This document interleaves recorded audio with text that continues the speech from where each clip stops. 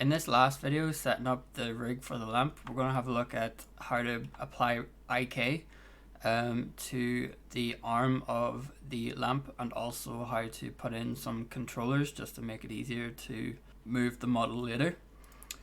So the whole point of IK is to be able to move both the bottom part of the arm and the top part of the arm at the same time, instead of having to move them separately.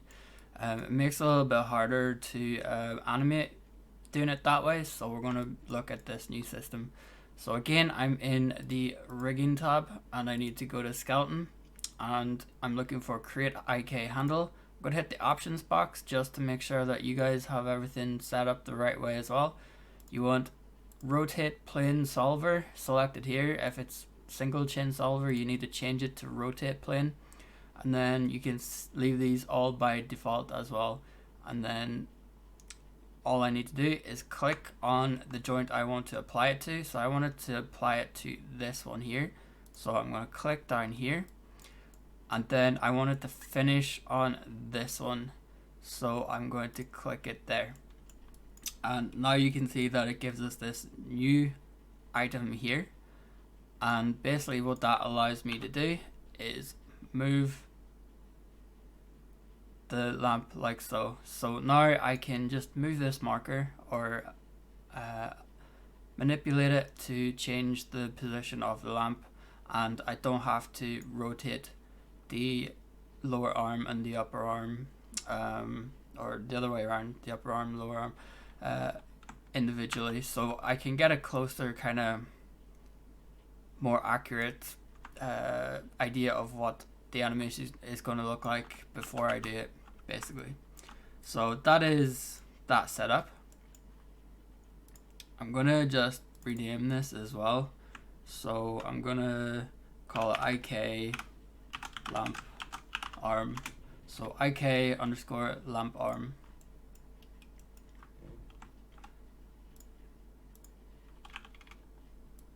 So it'll work whenever I move the lamp as well, it will move with it. Okay, so that's that done. The last part then is the controllers. So you may have seen on like people working on animations or anything, they have like controllers all over the object. That's basically just to make it easier to select things and make it easier to animate joints. So that's what we're going to be doing as well. We're going to set up this system. I'm going to use the curves, so always don't use the square, use the circle. Always use the circle, don't use the square, because it won't set it up properly. So I'm going to click on the circle and start with that. Now to begin with, I'm just going to increase the size of it. What I want to do is make sure that the pivot point of the curve is in exactly the same place as the joint. So this one's going to be for my base, and that is perfectly in the right position for me to start with, so I'm going to make sure that I leave it there. I can lift up the circle from the ground though, and it is a good idea to do that. Another thing that's going to happen is that the joints will be selected automatically. So I want to make sure that I can turn that off, because it's going to kind of mess up the way that we do this. To do that, this may not show up on your menu bar, but you can hit this box here and it'll show up, and you can click on this button to turn off joint selection, so I cannot select the joints anymore. So I'm going to do that again. Go to control vertex, right click on it, highlight, and I'm going to move it. I'm just going to move it up slightly, so I'll snap it to the grid again and move it up to there. And now, because I have moved the vertices on the inside, you can see that the pivot point has stayed in the exact same place, so that is perfectly fine there. I'm going to make a new one, and this one is going to be snapped to this, well, it's going to be snapped to this position here, actually, right here, and just make sure that that is in the center again. And again, I'm going to increase it so I can see it better. And I'm going to go to the control vertex again and just move it up. And again, I'll snap it into place. I'll move it somewhere about there. Okay, so now we've got two controllers set up. I need one here to control the positioning of the IK, and I also wanted to rotate the top of the lamp as well. So I need one here and one for the light bulb. So what I'm going to do is create a new one. Again, snap it into place, hold V, snap it, make sure it is in the middle of that joint. So that is perfect. I'm also going to hit Control D again and snap this one to the light bulb. Like that there. And then, actually I'll do this one first. So again, I want the pivot point to be in that position. I'm going to go to the control vertices. I'm going to snap it down. I'll snap it probably about halfway on the curve of the light bulb, like that there. And then I can scale this up as well. And then go back to object mode. So there is a controller for my light bulb. Now the reason I did that first was because I want to duplicate this controller here, but I want to rotate it first. So again, I'm going to go to control vertex. This time I'm going to rotate it, hold J to snap it 90 degrees, and then I'm going to increase the size here. Oh, okay, that didn't work. Control vertex, why is that not working? Okay, it must be selecting the IK here as well. What's this?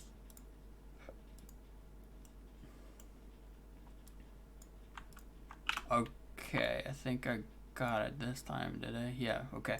So I needed to turn the select handle objects off as well, because that is getting highlighted by our IK, so it was selecting our IK instead of the vertices. So I'm going to rotate this as well 90 degrees, maybe make this a little bit bigger, like that there. So that's going to be the controller for that section. And now because I've got that done, I can now duplicate and snap that one into place. And again, just make sure that is in the right position. And again, I'm going to go into control vertex, and this time I'm going to scale this one down a bit just because I know that's not the main one. Object mode. Okay, so there is our controllers set up as well. Final thing to do in this video is to start setting everything together, like merging them together.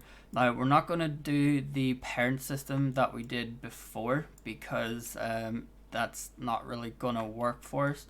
We don't want everything parented together necessarily. So what we are going to do, actually we do want some of them parented together. I'm also going to go into general here, poly modeling, and I'm going to delete history and freeze each of these handles here. We also again need to name them properly. So freeze and delete, and freeze and delete, delete.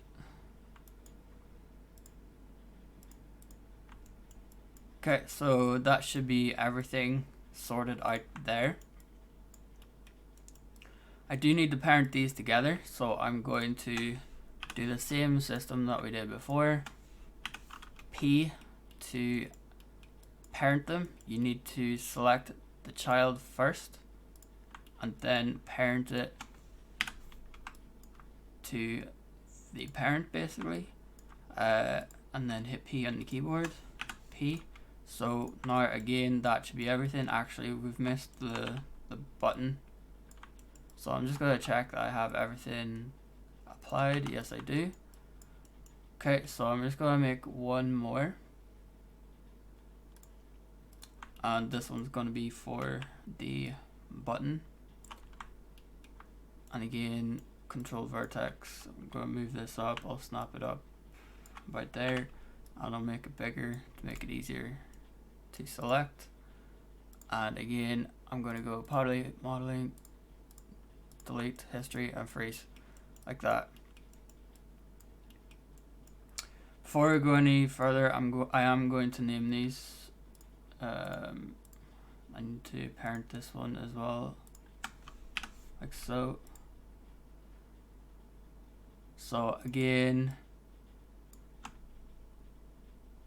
copy. This one I'm going to put control, so I know it's a controller. Lamp mount.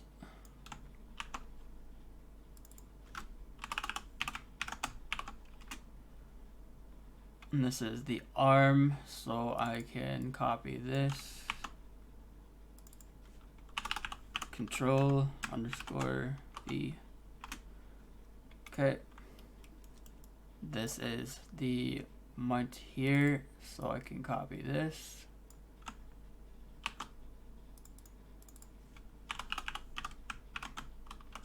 Paste that in there. That is the light bulb. So I can copy this one.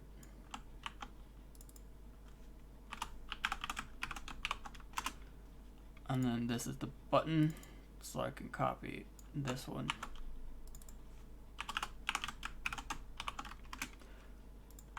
Last thing then is to click on the constraint menu bar and use the constraints here. You need to turn on these options again to be able to select these pieces. The way selection works for constraints is kind of odd. It works the other way around. So you need to select the parent first and then select the child. So I'm selecting the control base and then selecting the base of the skeleton or the joint. And then I'm going to hit the parent button, but I'm going to hit the options and make sure maintain offset is applied. And then I'm going to add, and then you can see here, whenever I move the base, the whole mesh is going to move as well. Now, these are going to be slightly different. This one, I am going to parent just, well, I could parent this as well. Because we set up the options, it'll be okay, and we can just hit that. And then this will now be parented like so as well. This one here, I only want to be orientation. I don't want to start moving anything out of this. So what I'm going to do is select the controller, then select the joint. I'm going to use the orientation setting this time. And I'm going to select the box, maintain offset, make sure that is ticked, because I want to keep the rotation, everything that I've got already.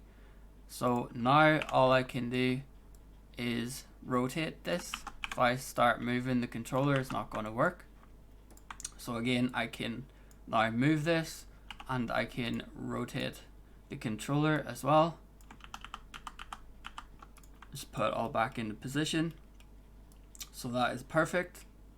Moving up to the arm then. So what I need to do here, I'm going to need to do 2 constraints to this arm here. So I'm going to first select the controller. I'm going to select the IK handle. You can see here it's popping up slightly. If it's not, you can select it from the list here. There it is there. We've named it nicely. Again, I'm going to parent this, so I'm going to parent that. And we can now move the top of the lamp like so. I am also going to orientate it, so I want to select the controller again. I'm going to select this one here because I want to be able to orient the controller as well. So I can now move it and I can also rotate it, which is nice. So I have those options available. This one then again is just orientation once more. So orientate that, sorry. And then the last one, the controller and the light bulb, I'm going to parent it. So again, I can now move this like so, and then I can also rotate it and everything as well. Okay, so that is the lamp setup. What you can do as well, there are things like layers and such that you can modify. Basically, whenever you are going to be animating, it's a good idea basically just to turn that off. We're not going to be using that. You can also pretty much like turn off the mesh as well, because we're not going to be using that either. That is now the lamp setup ready for animation. So we have everything ready to go now. The next step will be starting to add keyframes, and like you can animate this now, it'll do everything that you need it to do, like this here. So everything will be set up and ready to go now for you to start keyframing the whole system.